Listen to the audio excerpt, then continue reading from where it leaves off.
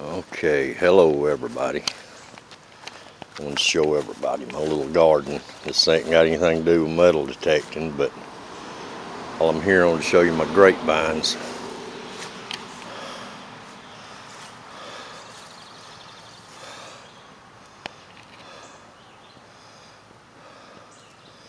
These things are loaded down.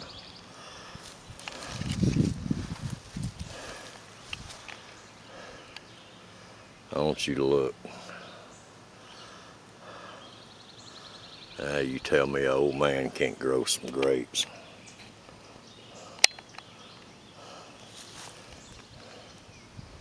And I guess some of you are wondering why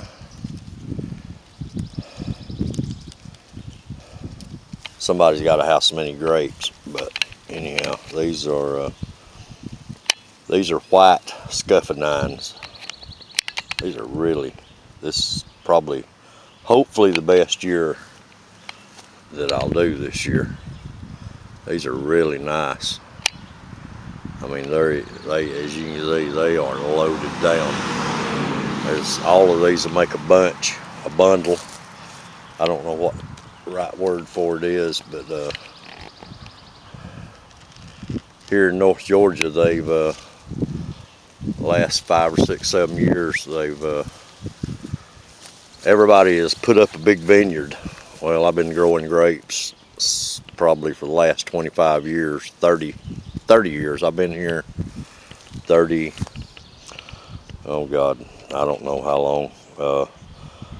Let's see, since 1979 I've had this house. So I bought this house in 79, so that'll give you an idea.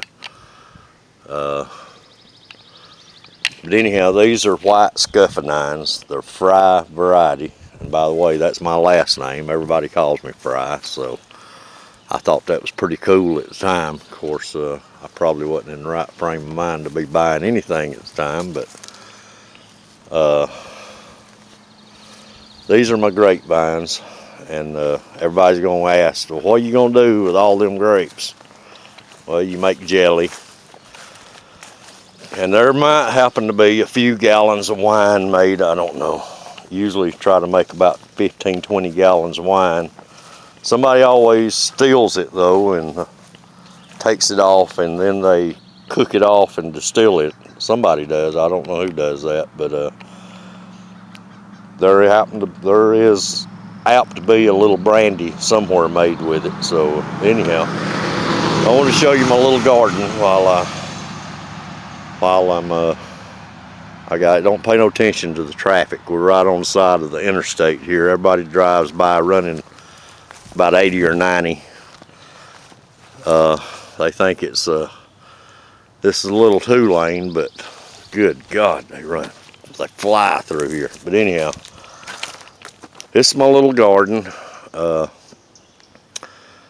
These are my tomato plants. I've got 32 tomato plants, 4 different varieties for different things. The big ones for making just a big old tomato sandwiches, and I've got 8 Romas, and I forget the name of all of them. I can't remember. I just set them out and started growing them. So then I usually try to do about 15 or 20.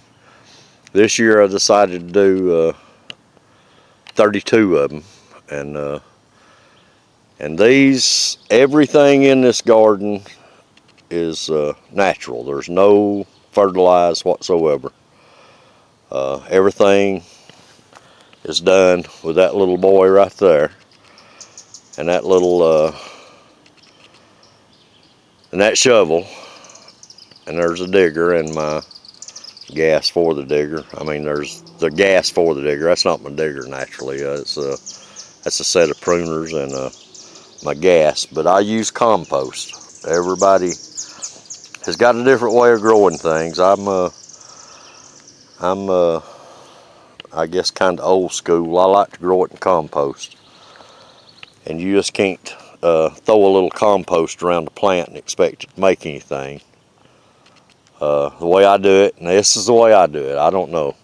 These plants have been in the ground for 4 weeks now. So, as you can see, they're doing pretty good. They're loaded down with tomatoes. Every one of them, as you can see, has got tomatoes on them. These right here are the early girls. They're called early girls. You can see there's tomatoes on every one of them. Oh God, there's probably over these 32 plants, there's probably a half a pickup load of green tomatoes on them. Like I said, they're just 4 weeks old, so they're doing pretty good, I think.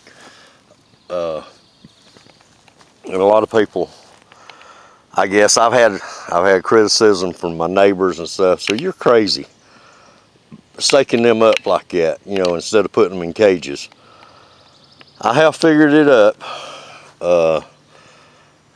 For 25, 30 cages, you're looking at a couple of $100. I'm looking at 3 16-foot 1x6s that cost me, if they were brand new, but these weren't, they were just scrap lumber left over from jobs that I've done over the last few years, and I have absolutely nothing in them, and I just ripped them up with a table saw and cut them in 42-inch lengths, and you can see they're about belt high right there. So they, you know, and I just stretch some twine between them. That's the way I've always done. That's the way my folks have always done. Daddy always done it that way, and I thought it was a pretty good way because it lets all the sun in. It don't bunch the vine up. If the stalk gets too heavy, just run a piece of twine crisscross of it, just like that right there, and it'll hold it up. And if the tomatoes happen to bunch up and get too heavy, which they probably will, quite a few of them, and I'll have some of them that will have quite a few bunches on them if that variety does it in a bunch, what I call a bunch. If it's too heavy on the limb, I'll just run a string up under it. You know, string costs a couple of bucks for 500 foot. And as you can see, I still like a few of them, staking them, because I mean, I like to grow a garden, but I'm also lazy as hell. When you work a 12, 13-hour day, you don't feel like coming out here in 80, 85, 90 degree heat digging with a hoe, you know, even though you got to if you want to make anything. But these right here, well, this one, it's done laid over, but I'll pull it back up, water it real good, and it'll be all right. But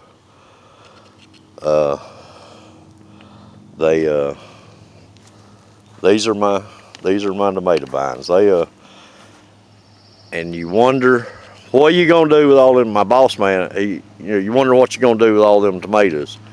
The boss man asked me if I was gonna set up a roadside tomato stand. I said no, I'm gonna put them in a can, and that's what I'm gonna do. I'm gonna can them, and these 32 plants, I figure I'll make about 95 to 115 quarts of tomatoes. You know, and everybody, you know, well, everybody says that's way too many tomatoes. But during the winter and on up to later next year, this time, you throw a pound of hamburger meat in there, or make some chili, or make some, you know, spaghetti, anything you want to make. I mean, you know, a lot of things are made with tomatoes, and I like them. You know, and when you can them, which I do, and I do it in my yard on my grill. I don't heat the house up, burn $300 worth of electricity. I'll do it with a bottle of gas and my grill. That's all you need, in a pressure cooker. That's all you need. And it takes a little time. It takes longer to wash and sanitize the jars than it does to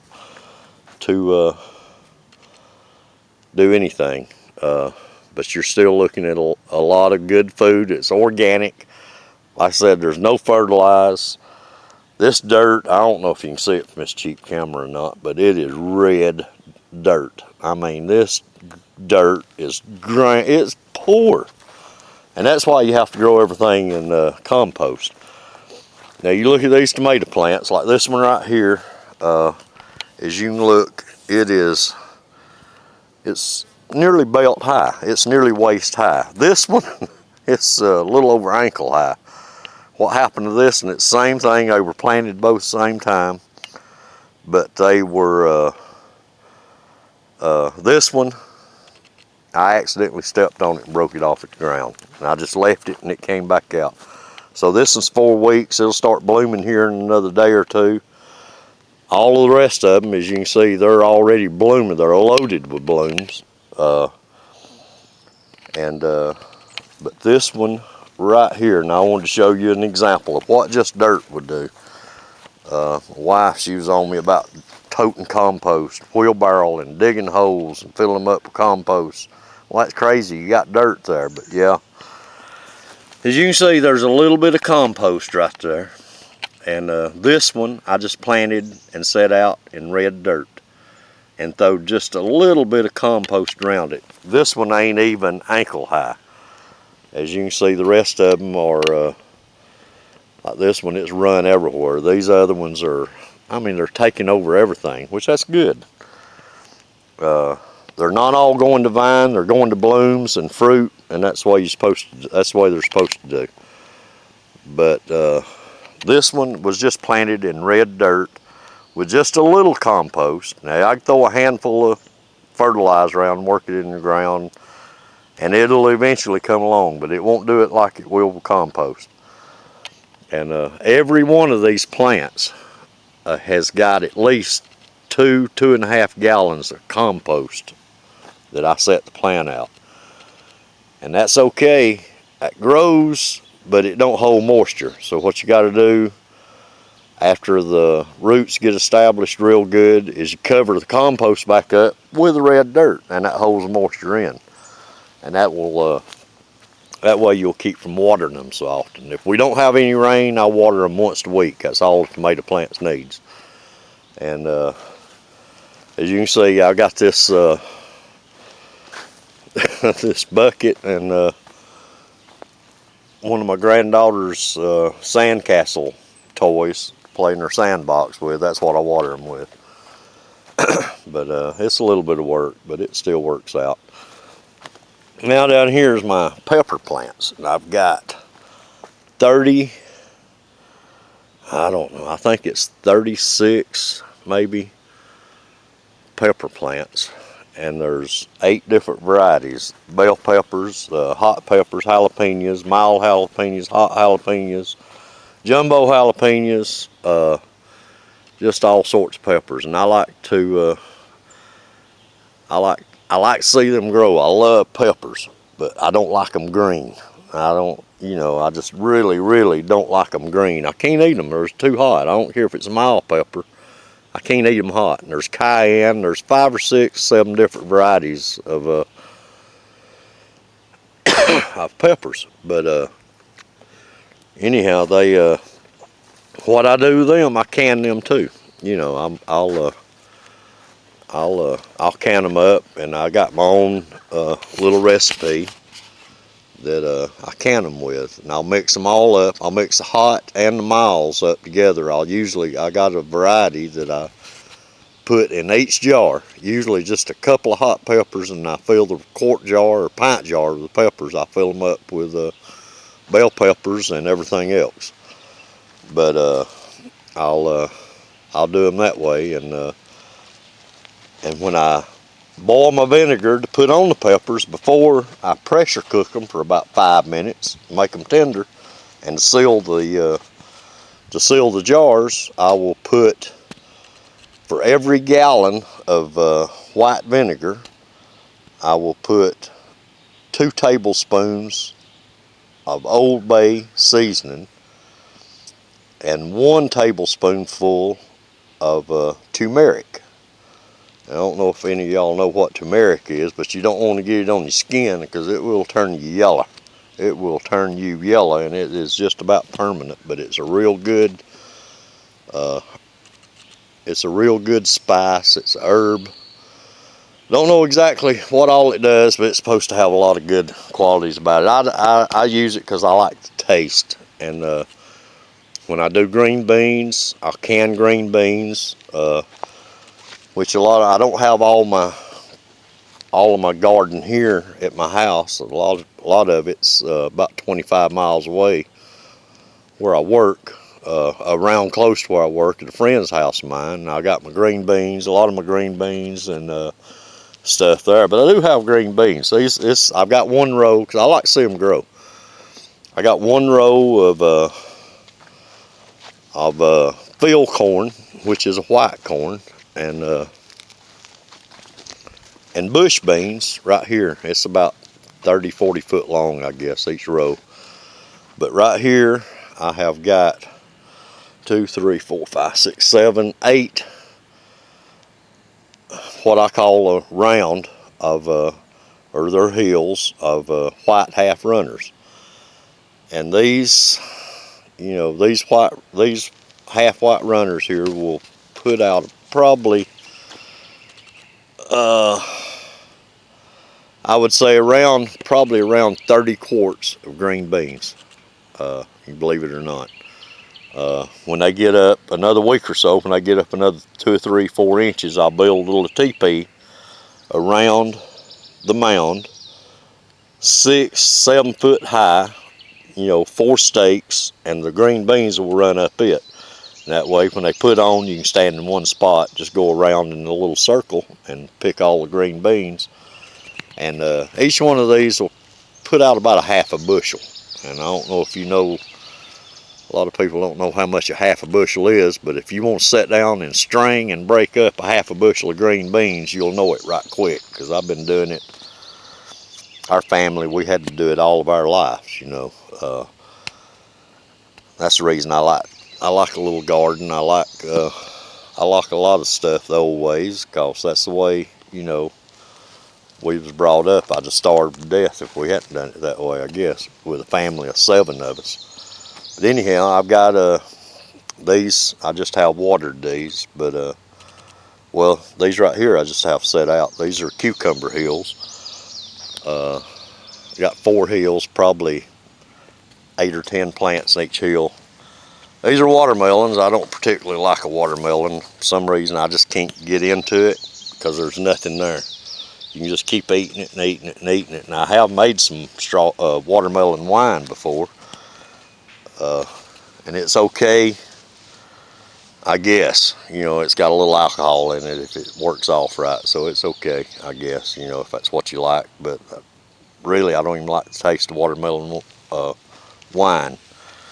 It's probably okay if you go ahead and cook it off again another time or two and make something else out of it. But that right there is illegal, and you ain't supposed to do that. But I have known of people doing that. I ain't gonna say I've done it, but anyhow. But here's my row of okra. It's, like I said, it's another 25, 30, 40 foot long, and it's coming along. Like I said, all of this is less than 4 weeks old.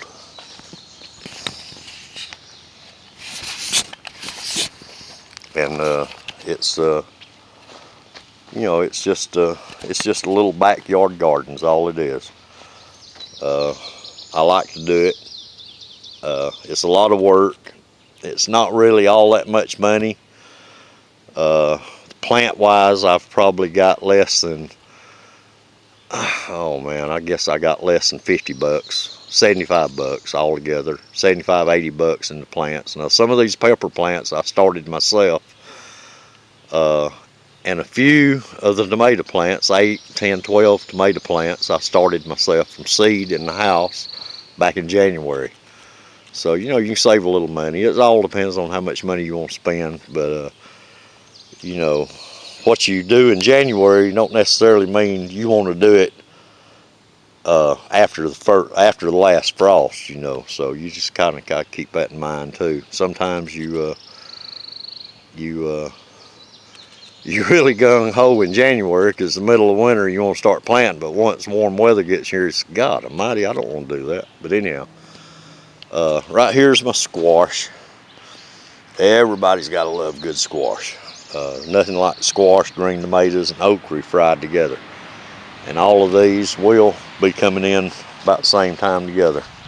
okra and the squash. In about 3 more weeks, squash will be coming around. And I guess you're wondering why I've got them planted as far apart. If nobody has ever seen a squash plant set out in compost, you will never know how much them things run. They will absolutely take a garden over. So I always have about 5-6 feet in between every plant anyway, and that still don't give you enough room to walk through them. But they do put out a lot. But they quit bearing, and I'll dig these up when they quit bearing and plant me some turnips. I like the greens, kale, rake, mustard, turnips all mixed up together. And this fall, you know, always good to have some greens. A lot of people don't like them. I like them pretty good. But but anyhow, I thought I'd do this little clip showing you my little garden. It's not got anything to do with metal detector. I guess it does too. All this area right here, you would not believe the junk that I found in it when I got it subsoil and went over to my metal detector. I was getting all kind of beeps, dings, dongs with that AT Gold, and and I did dig up a few cars. I guess there's junk cars. This land's been abandoned for years, and I've been cutting grass on it for years, but I hadn't grown that much of a garden right here. I just throw up a tomato plant or two, and I got permission from the county, which, you know, this place is up for tax sale. You know, I don't know. It joins my land. You can see from that row of Leland cypresses right there that I set out probably 15 years ago. My line runs about 10 foot below it, which the garden's in part of my line, but I checked with some people, and they said, you know, do what you want to with it, but you know, as long as you don't build on it. So that's what I've done, and you know, they can make me take it up if they want to. It don't matter. I don't think they will. If you offer them a 6-pack of beer and a few tomatoes, you know how county commissioners are, they'll be all right. But anyhow, I thought I'd show you my little garden. I hadn't done any videos lately. I'm not much into doing this YouTube stuff, but I thought I would show you my little garden. I'm right proud of it. Got a lot of work in it. Like I said, I hadn't got all that much money in it, but this fall, when it's all said and done, there will be a lot of food to eat this winter, and I'll plan on keeping my family up. And I'm talking about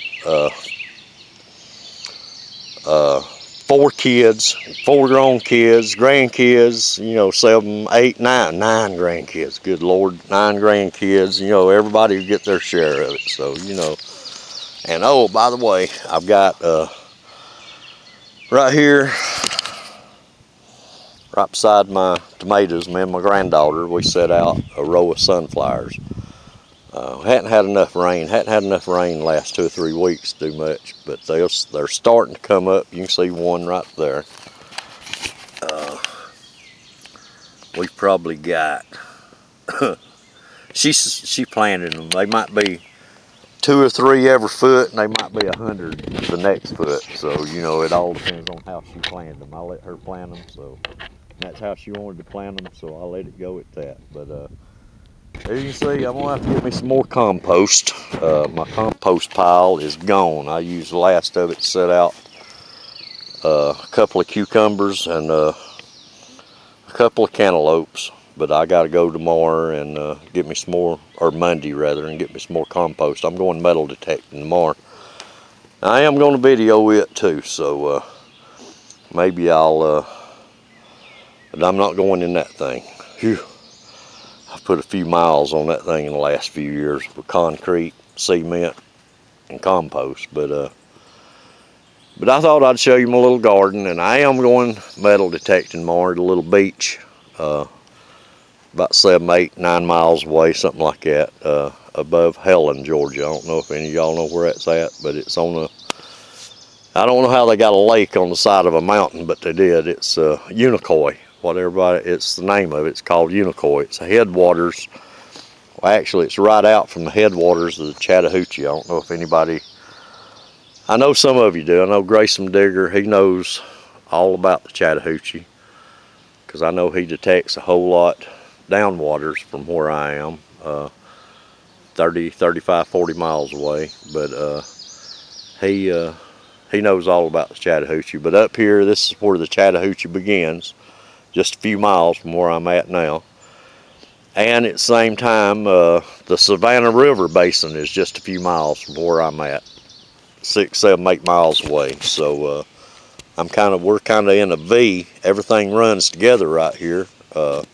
I can show you a point where on one side of the ridge, the Savannah River Basin runs, which Tennessee Valley Association runs. All the Georgia power plants are on. A line of quite a few power plants from Lake Lanier all the way down to Lake Hartwell.